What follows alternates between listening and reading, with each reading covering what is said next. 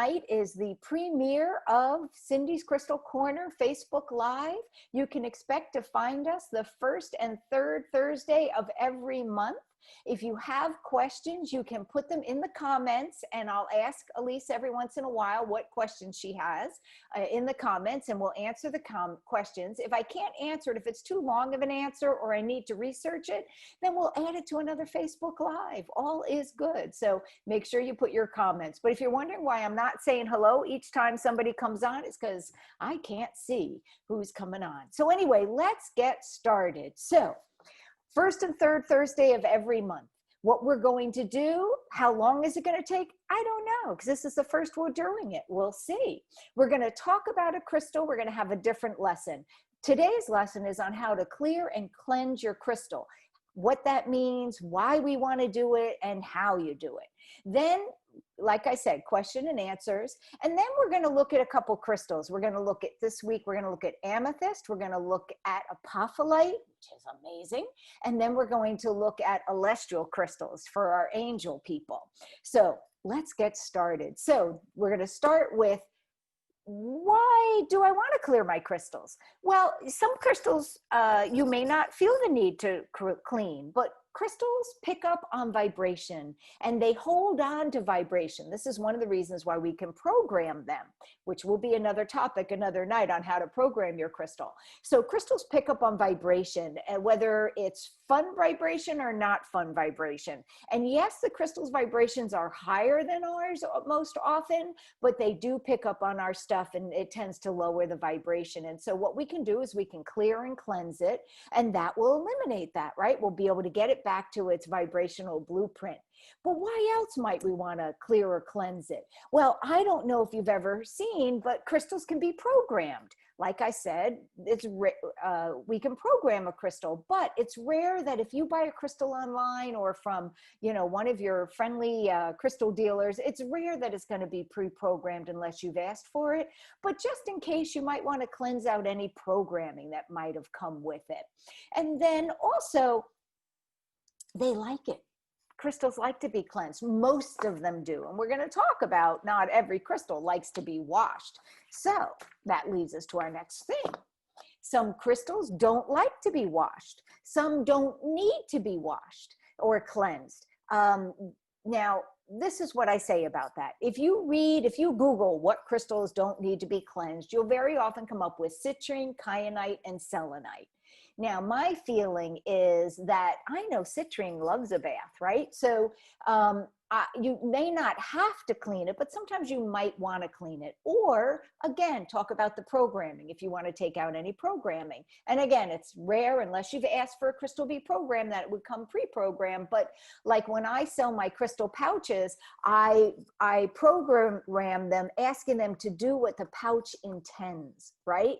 And so those have been programmed, but I always say in a way that's for the highest and most loving good of those who receive it, right? So I pre-program those. If you buy a crystal from me, like say this Apophyllite, I'm not going to pre-program that, right? But if you get a crystal, like crystal pouches that I make, those I do a little bit of programming on. So anyway, so even if they're crystals that are said to not need cleansing, you still may want to clean them.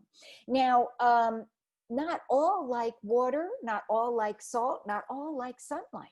And different crystals like different things. And so if you're not sure, when in doubt, I'm going to give you a foolproof way to cleanse or clear a crystal. Actually, I'm going to give you a few without putting them in salt, without putting them in sunlight, and without putting them in water. Although the main ways you're going to learn to clear the crystals and cleanse the crystals are using those.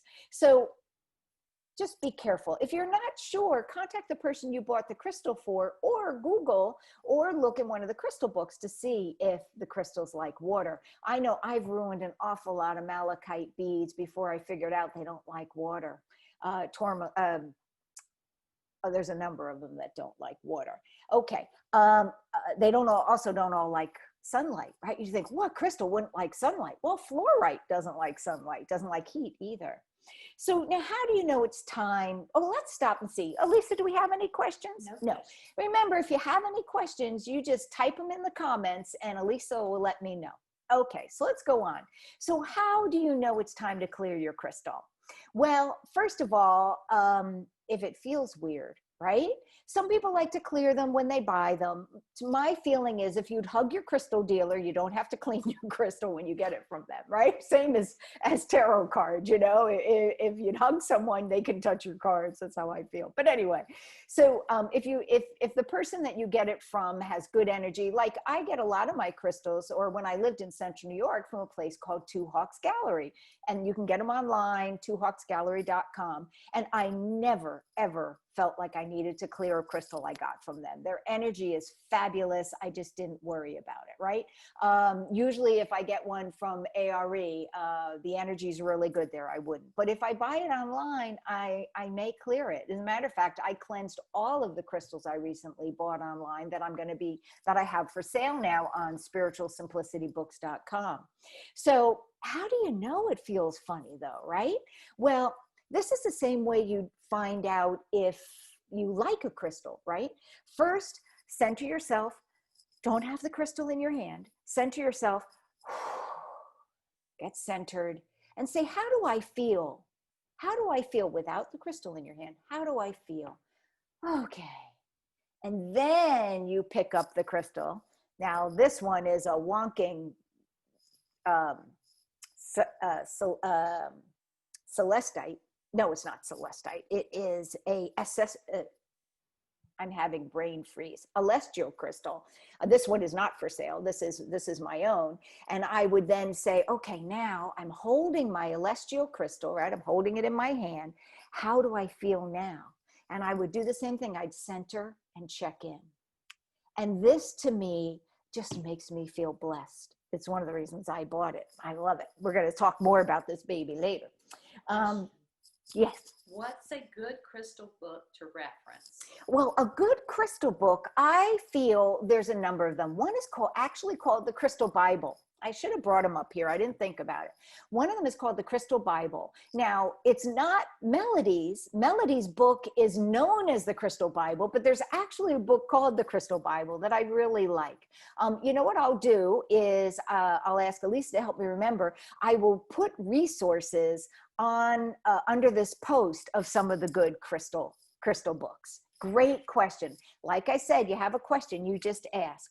So anyway, so now you know how you feel a crystal. So if you've gotten calm and you've sensed your own emotion and you're not feeling wonky, and then you pick up a crystal and you feel wonky, the crystal probably just needs to be cleansed, right? So then you would cleanse it. If your environment has been off, let's say there's a lot of arguing in the house, or like right now, things are a little crazy, you may want to cleanse your crystals a little more often. If you got it from someone you don't know, cleanse that baby. What else? If you've got it from somebody who you know, but their alignment isn't in alignment, their energy is not in an alignment with you, you want to cleanse that crystal. It doesn't mean they're bad. It's just the energy isn't a good vibrational match. And so you can cleanse the crystal. If you haven't, if they're starting to collect dust, it's time.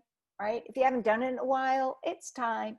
Now, some people like to do it in the new moon, the full moon. We'll talk about that later. Now, I want to share a picture with you about cleaning crystals. Okay, so as you can see on the left, I believe it should be your left, are the crystals before cleaning.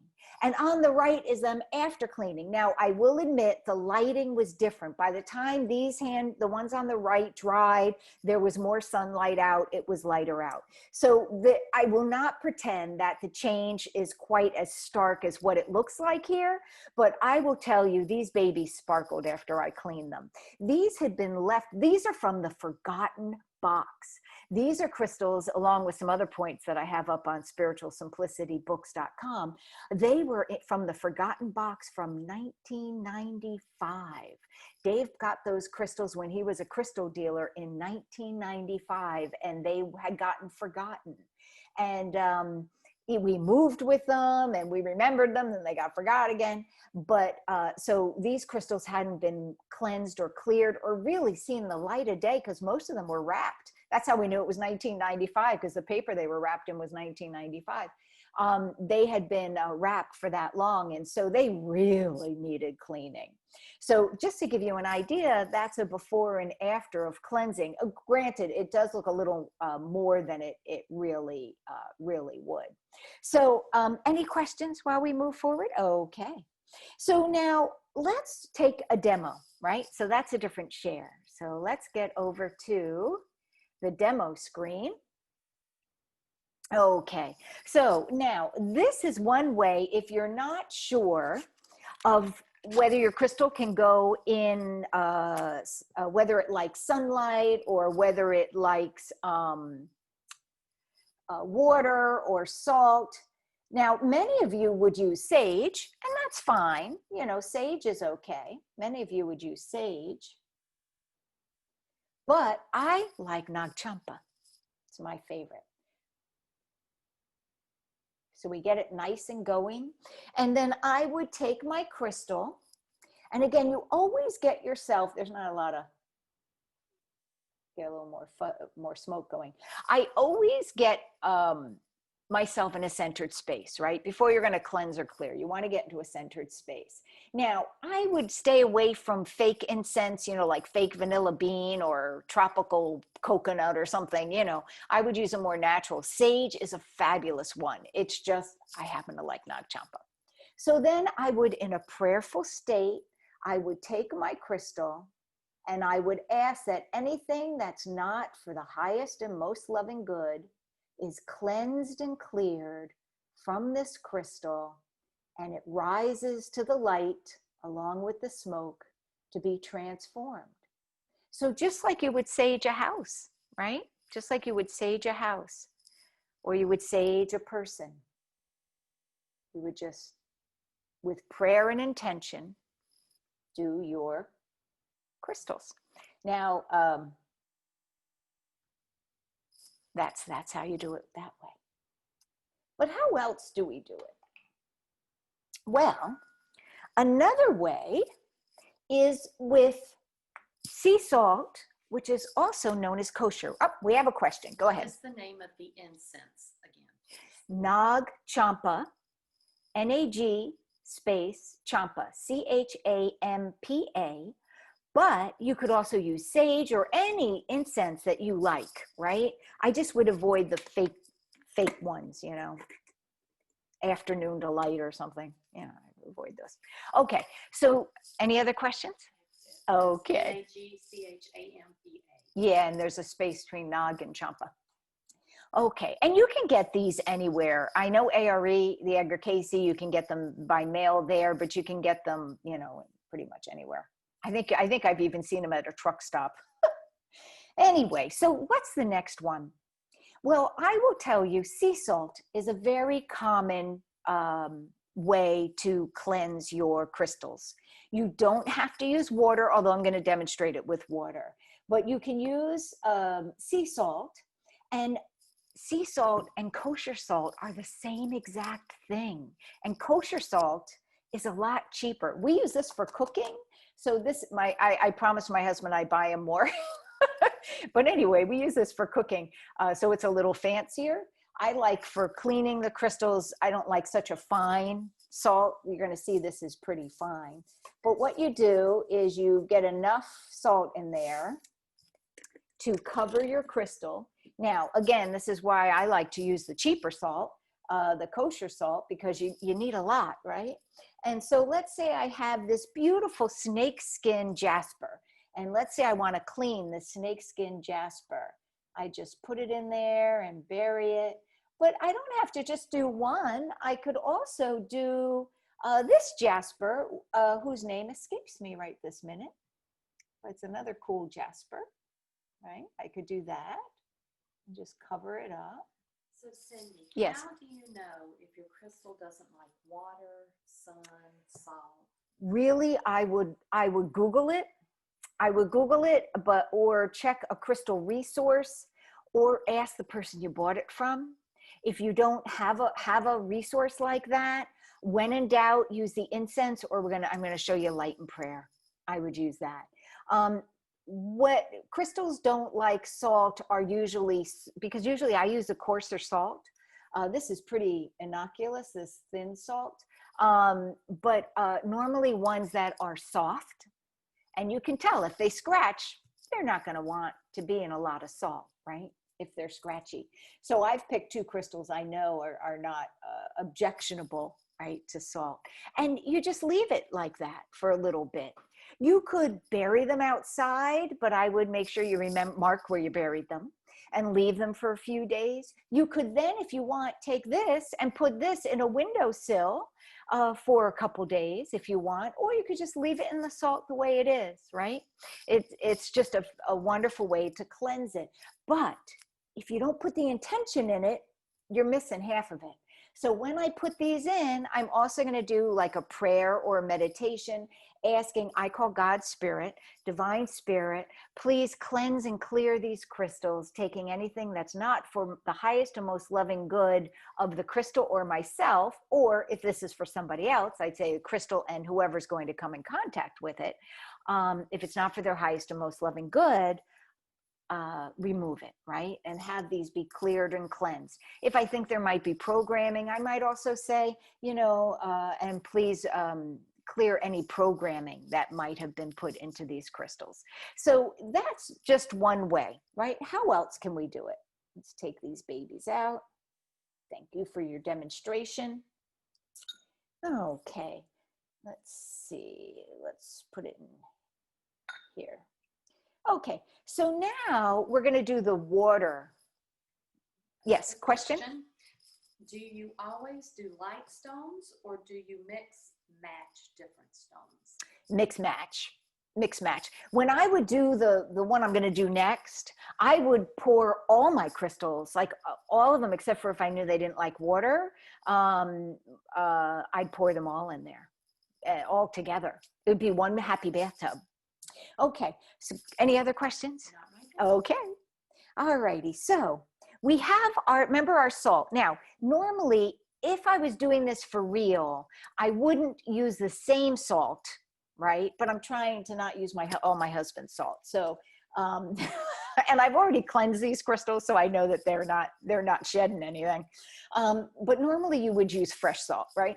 But you salt to taste.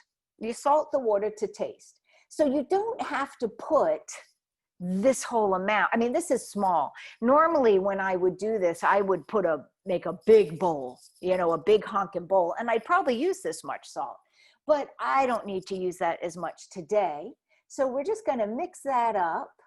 Now it's not going to mix very well because I forgot to ask Elisa to make it hot water, but that's okay. It still dissolves, right? We mix it up.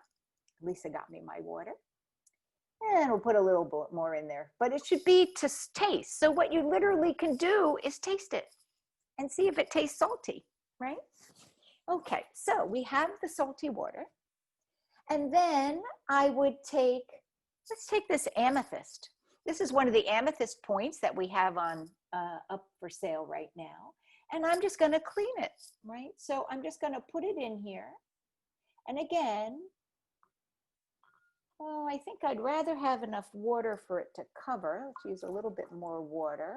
Elisa, could you just fill that a little bit more? So wonderful having somebody here to help. Okay. I just clear and cleanse. And again, prayer or intention, Divine Spirit, please release anything from this beautiful amethyst crystal that's not for my highest and most loving good, or the highest and most loving good for the crystal, or the highest and most loving good for anyone that's going to come in contact with that crystal, and release it. And I would just swish it around. Now again, you can leave this in a window for a couple days. You could leave it in the moonlight and the sunlight if it's crystals that like sunlight. Or you can just intend that it just needs a quick bath. You know, it depends. If you haven't done your crystals ever, you might want to leave them in a little longer. And then rinse it. Now, normally, I would have running water, right? And I'd rinse it under running water, right? And so then you rinse it and you dry that little one off. I don't know about you, but I think of crystals as babies. You know, let's dry that little baby off. And there she is, all beautiful and cleansed. Now, when you get rid of this water, or when you get rid of this salt, you want to throw it away, right? Wash it down the drain or something ceremonially. I like to do it ceremonially. So I pray and I thank this for cleansing everything that I need. So that's the water and salt, right? Now, how did I clean the crystals? I had running water, cold running water. And this one's not for sale. This is just a different one I have.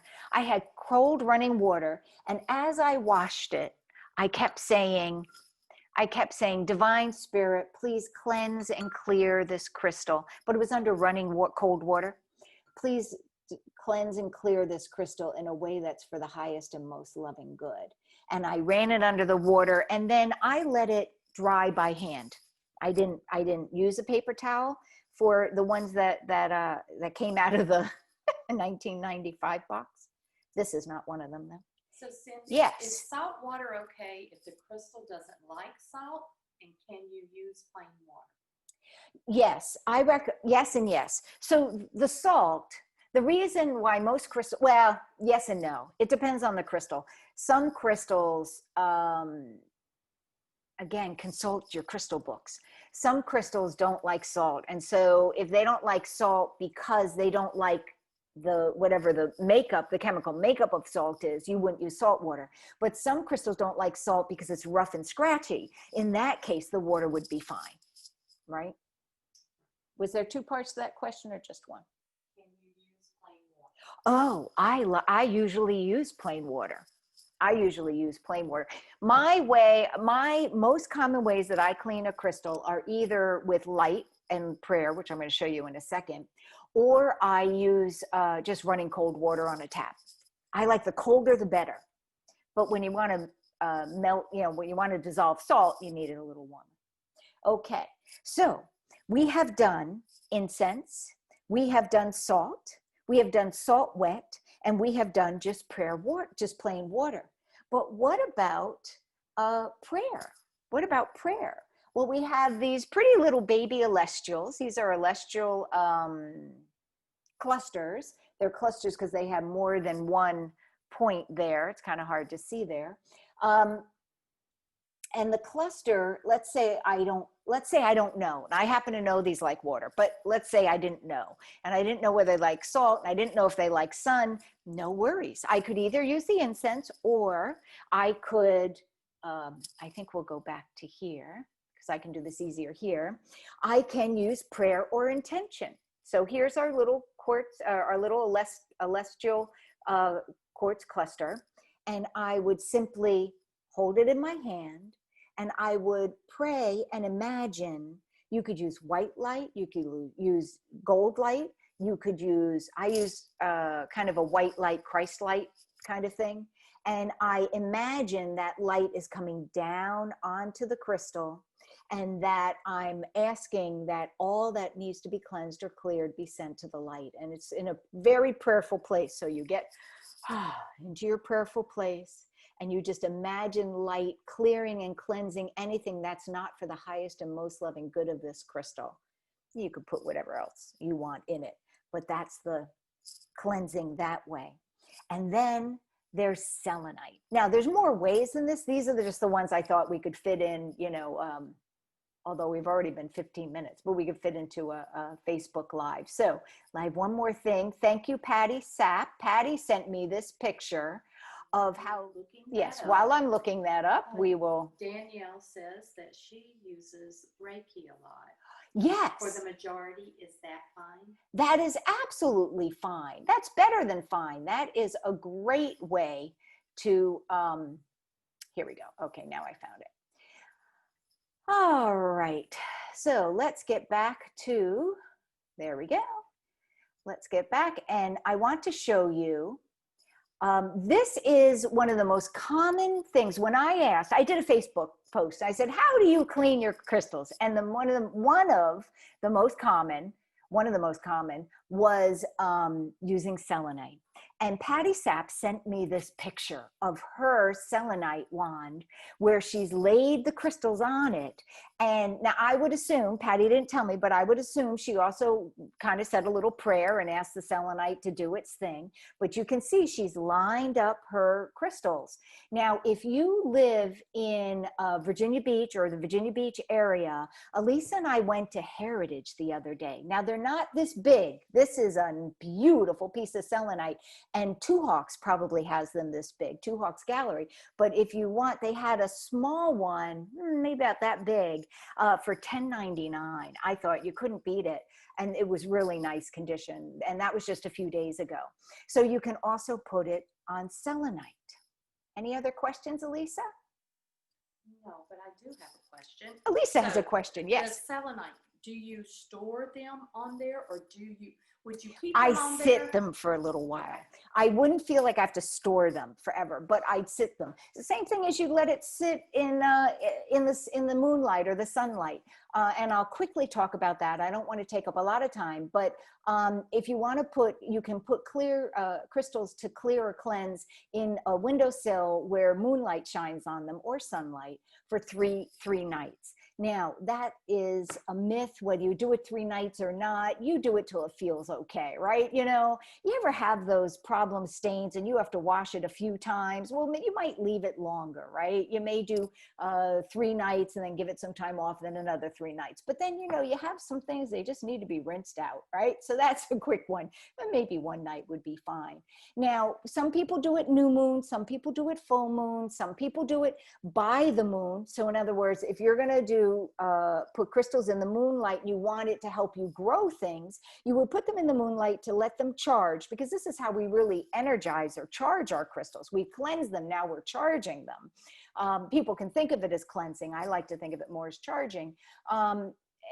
But you can use the moon. So let's say you want it to help you grow something, you might use the first and the second phase moon. If you want to help you to weed something out or to end something, you might put it in the third or the fourth phase. So we can charge them or energize them using the moons. So let's put some of these well, this we're going to keep out because we're going to talk about amethyst. So while Yes. you're doing that, I have another question. Yeah. What are your thoughts on burying the stones in the earth to cleanse? I think that works really well. So the question is, what about burying the stones? I think that works really well, but you don't want to bury things like a bogie stone because it won't be there when you get back, right? So you want to make sure that the stones are again, just like with the salt, that they're not going to get scratched up. Now, you could bury them in a cloth, right? But still, I wouldn't do something that's water soluble. Like I wouldn't bury selenite. I wouldn't bury a bogie stone. As a matter of fact, we have selenite that we've left outside. Wow, we bought them from Two Hawks. Oh gosh, probably 8 years ago, maybe longer. And we keep them outside, maybe 10 years now. And they're really starting to decay, right? So we don't care because we just love them outside and we're willing to kind of sacrifice them to Mother Earth. But selenite decays when it gets rained on and in the weather. And they were in central New York, so they also got snowed on. But we've also, for the same amount of time or maybe longer, had petrified rock, petrified wood out there, and that nothing happens to. You could leave that, it's been out there thousands of years, nothing's going to hurt it now. So it all depends on the crystal. But yes, you can bury it. If you're going to bury it though, I really would create maybe a sacred pouch for it or something and bury it that way versus having it just in the ground. You know, I wasn't going to talk about this, but it just makes me think about it. One of the things, if you have, let's say you have a crystal that broke, right?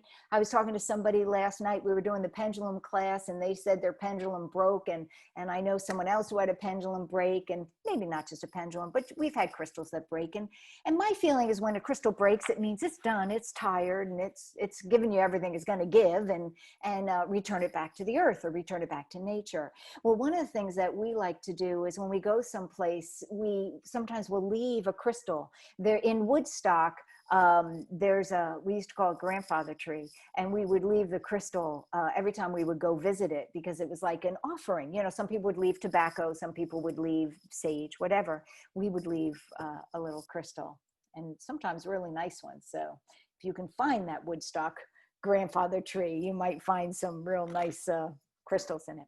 So any questions before we move on? Not now. Okay, so we're going to go back to this one, I think, and we're going to talk about amethyst. Now, amethyst is a stone, and they come in all different shades of purple, right? It's basically a purple stone, and there's a wonderful story about amethyst. The story about amethyst is that Dionysus or Bacchus, depends which one story you want to go with, but it's the same. It's the god of wine and orgies and craziness, right? Drunken wantonness. Anyway, he got insulted, and he got annoyed. He got mad that he got insulted.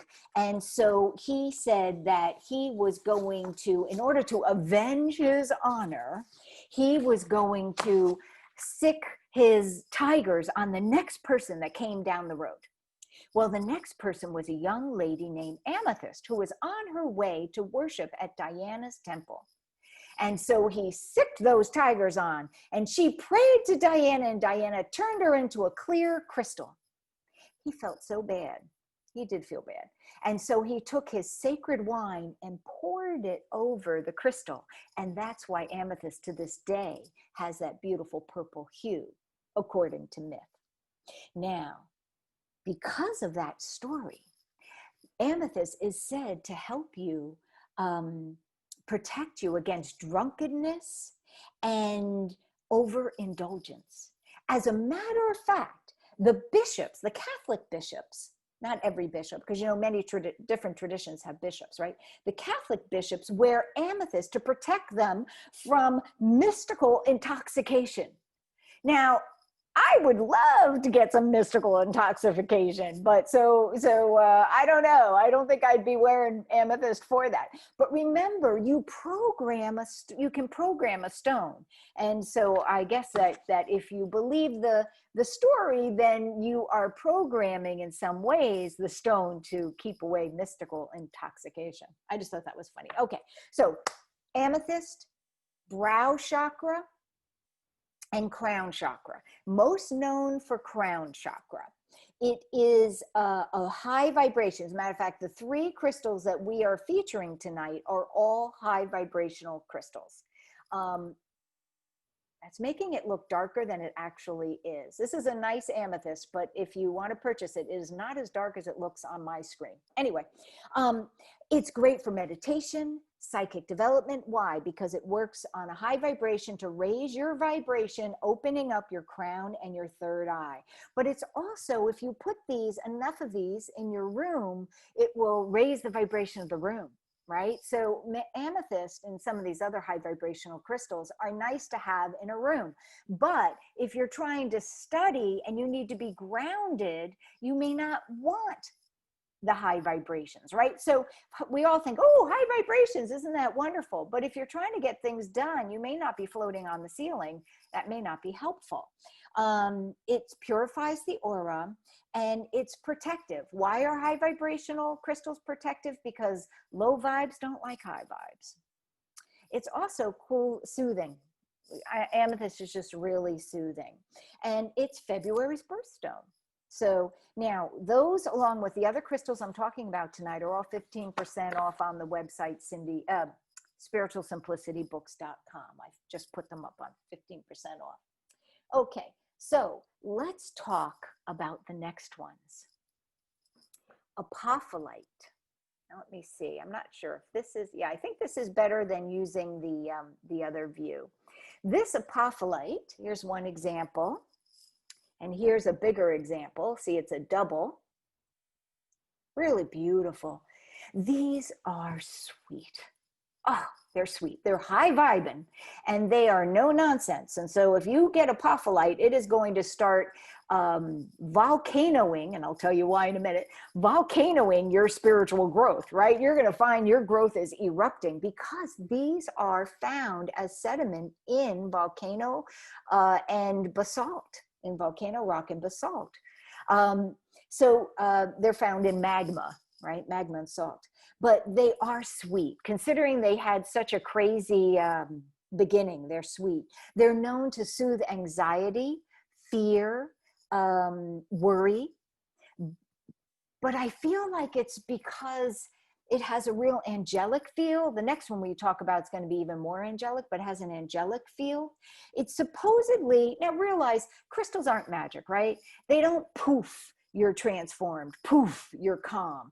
What crystals do is they lend you their vibration. It's up to you to act with that vibration or to ignore it, right? It's like you're going to take a positive friend to lunch and a negative friend to lunch, and it's up to you to choose whether you're going to go high or low, right? Same thing with crystals. They offer you their vibration. They are not magic. Anyway, back to apophyllite.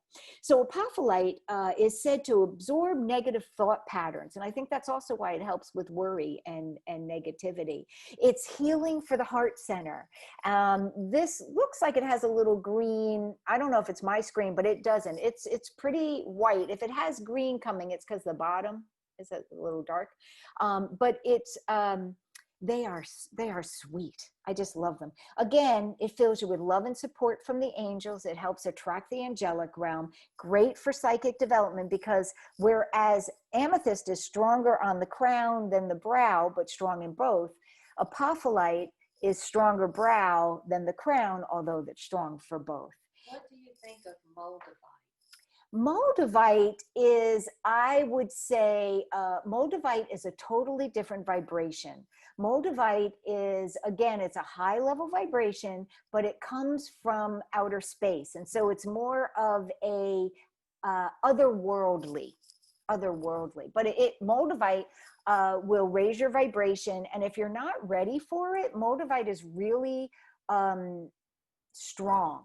And so unless you're a very grounded person, I would be cautious with moldavite. I love it. I have it. I wear it. I have a moldavite ring and I have moldavite earrings somewhere, but not often. And only when I feel that I'm grounded enough to be able to stay in this world while I'm wearing it. Good question. Okay. So, it also, these are said to infuse light into your astral body, which is kind of, think of your soul's vehicle. Okay. Now, I only have 3 pieces of those, but they're beautiful. Okay, Elestial. Remember this big hunkin' baby I showed you here, Elestial Quartz? Think about angel wings. If you look, these have a feeling of, I don't know if you can see it, angel wings, or the feathers on angel wings. And this is Elestial Quartz. Now, this one is not for sale. Like I said, this is mine. And I'm not giving it up, but it gives you an idea. But we have smaller versions of the Elestials.